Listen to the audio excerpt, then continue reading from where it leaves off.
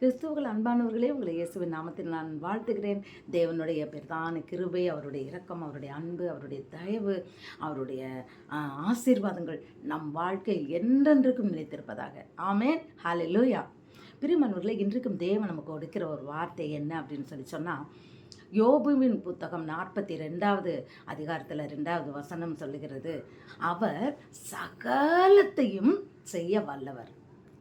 ஆம் பிரியமானவர்களே, இன்றைக்கு இந்த ஜூன் மாதத்தில் கர்த்தர் இந்த 2025வது ஆண்டில் 5 மாதங்களையும் கண்ணின் மணி போல பாதுகாத்து நம்மை வழி நடத்தி வந்தார். இதோ இந்த 6வது மாதத்தில் நம்ம கால் வைத்திருக்கிறோம்.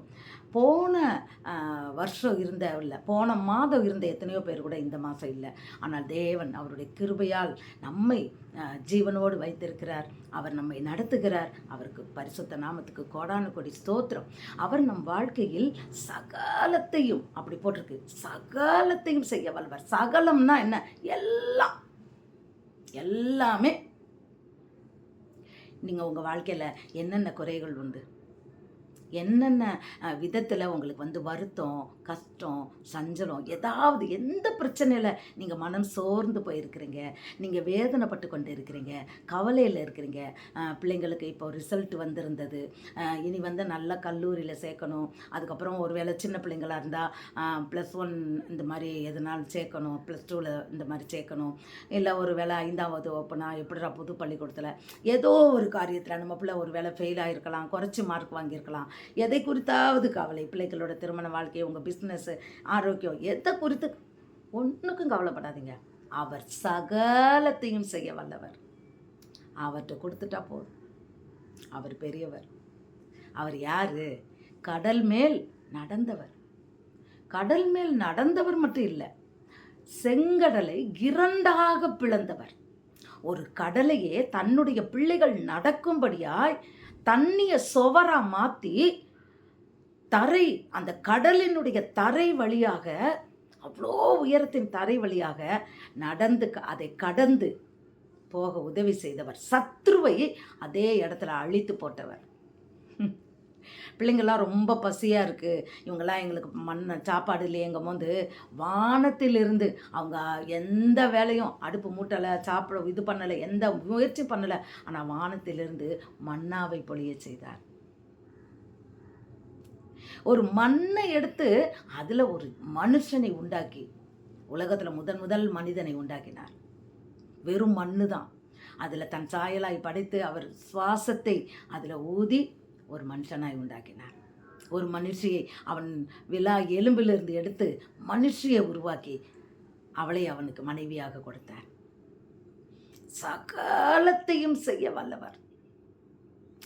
இன்னைக்கு பார்க்குறதுக்கு உங்கள் பிள்ளைங்க மற்ற பிள்ளைங்களை விட குறைந்து இருக்கலாம். ஆனால் அந்த பிள்ளைங்களை ஆண்டவரிடத்தில் ஒப்பு கொடுத்து அவர்களுக்காக நீங்கள் உபவாசம் ஜெபம் பண்ணி உன் பிள்ளைக்காய் நாம் ஜெபிக்கும்போது கர்த்தர் அந்த ஜெபத்துக்கு நிச்சயமாக பதில் கொடுக்கிற தேவனாய் இருக்கிறார். நம் பிள்ளைங்களை நிச்சயமாக உயர்த்துவார், கைவிடவே மாட்டார். அவர் சகலத்தையும் செய்ய. எப்படி இவ்வளோ மார்க் எடுத்த பையன் அது எப்படி பெருசா? அவர்கிட்ட ஒப்படைங்க, அவர் செய்வார்.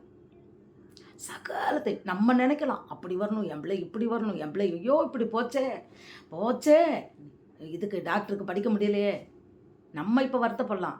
உங்களை குறித்து தேவனுடைய சித்தம் நிச்சயமாக அது உங்களை காட்டிலும், உன் நினைவுகளை காட்டிலும் என் நினைவுகள் வானத்துக்கும் பூமிக்கும் எத்தனை தூரமோ அத்தனை உயர்ந்ததாக இருக்கிறது என்று தேவன் சொல்லுகிறார். அப்போது நம்ம பிள்ளைங்களை குறித்து நம்ம என்ன நினைக்கிறோமோ அதை காட்டிலும் அந்த பிள்ளைங்களை அழகாய் நடத்துவதற்கு, உயர்த்துவதற்கு அவர் போதுமானவராக இருக்கிறார். ஏன்னா அவர் சகலத்தையும் செய்ய வல்லவர். எல்லாவற்றிலும் அவர் கரத்தில் கொடுத்துடணும். நீங்கள் பாருங்கப்பா, நீங்கள் நடத்துங்கப்பா. அவர் பெரியவர். நம்மளால் ஒன்றும் ஆகாது. கர்த்தரால் எல்லாம் கூடாது ஒன்றுமே இல்லை. ஏன் 4 நாள் செத்து போய் நாரி போய் கடந்த ஒரு பொணம் அக்கா கறி சொல்கிறா, என்ன ஆண்டவரே நாருமே, லாசருவே நீ வெளியே வான்னு சொல்லும்போது உயிரோடு வெளியே வந்தான். நம்ம வாழ்க்கையிலையும் மறுத்து கிடக்கிற அநேக காரியங்கள் இன்னுமே நடக்கலையே, இது அவ்வளோதானா, இது எல்லாமே முடிஞ்சு போச்சா அப்படின்னு மரித்து போனது போல கிடக்கிற காரியங்கள் நிச்சயமாக உயிர் அடையும். பிரியமானவர்களே, உங்கள் பிஸ்னஸ் மரித்தது போல் கிடக்கா? உயிர் அடையும். அதுக்கு என்னால் டியூ கட்ட முடியலைன்னு நினைக்கிறீங்களா? உயிர் அடையும். வீடு கட்டி பாதியிலே இருக்குன்னு வருத்தப்படுறீங்களா? நிச்சயமாக அந்த வீடு அழகாய் கட்டி முடிக்கப்படும். சகலத்தையும் செய்ய வல்லவர். அவர் சித்தம் செய்ய உங்களை ஒப்பு கொடுங்க. அவர் போதும். அவர் சத்தம் கேட்குறதுக்கு மட்டும் நம்ம ஜாக்கிரதையாக இருக்கணும். எப்போ அவர் சத்தம் கேட்கும்? வேதத்தை வாசிக்கும் போது தேவனுடைய சத்தம் நம்ம கேட்கும்.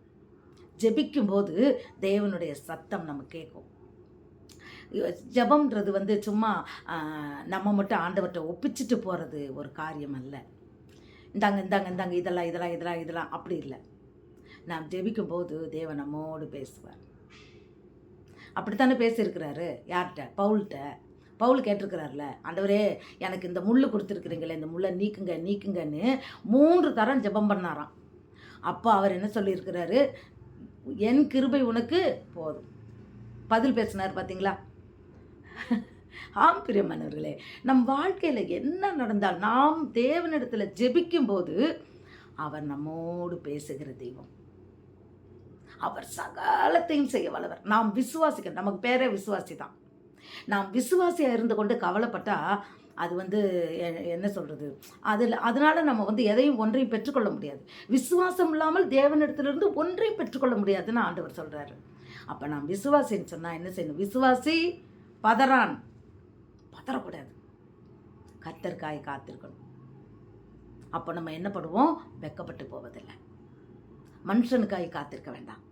அவங்க என் பிள்ளைக்கு இது பண்ணிடுவாங்க, அவங்க எனக்கு இவ்வளோ பிஸ்னஸ்க்கு உதவி செய்வாங்க, அவங்க தான் எல்லாம் கவனிக்கிறாங்க. இல்லை, கர்த்தருக்காய் காத்திருக்கும் போது நாம் வெட்கப்பட்டு போவதில்லை. என் தேவன் செய்வார், என் தேவன் செய்வார், என் ஆண்டவர் செய்வார், என் இயேசு செய்வார். அவர் மேல் நம்பிக்கை வைக்கிற மனுஷன் பாக்கியவான். ஏன்? அவர் சகலத்தையும் செய்ய வல்லவர்.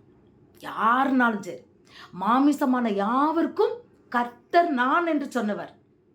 மாமிசமான எல்லாருக்கும் அவர் தெய்வம்.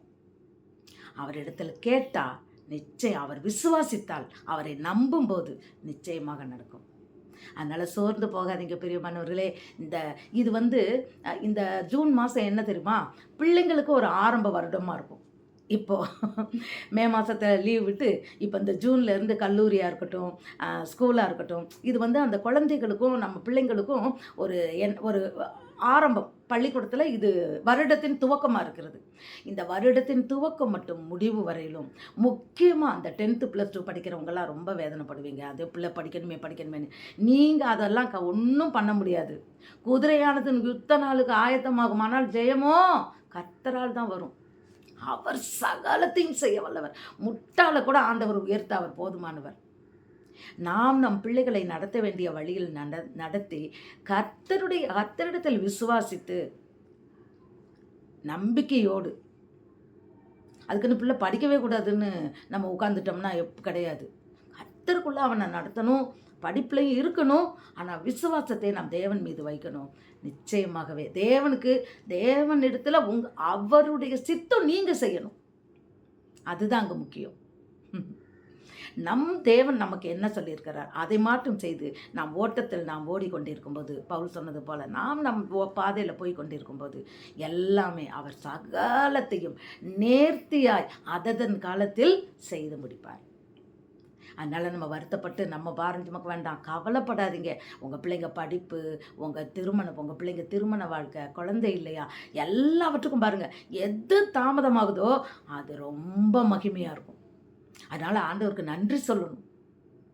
ஆம் பிரியமானவர்களே, நன்றி சொல்லணும் தேவனுக்கு. எல்லாத்துக்கும், நம் வாழ்க்கையில் நடக்கிற எல்லாவற்றுக்கும் நாம் தேவனுக்கு நன்றி சொல்லி அவருக்காய் நாம் காத்திருக்க வேண்டும். அவர் சகலத்தையும் செய்ய வல்லவர். அதன் காலத்தில் நேர்த்தியாய் செய்து முடிப்பார்.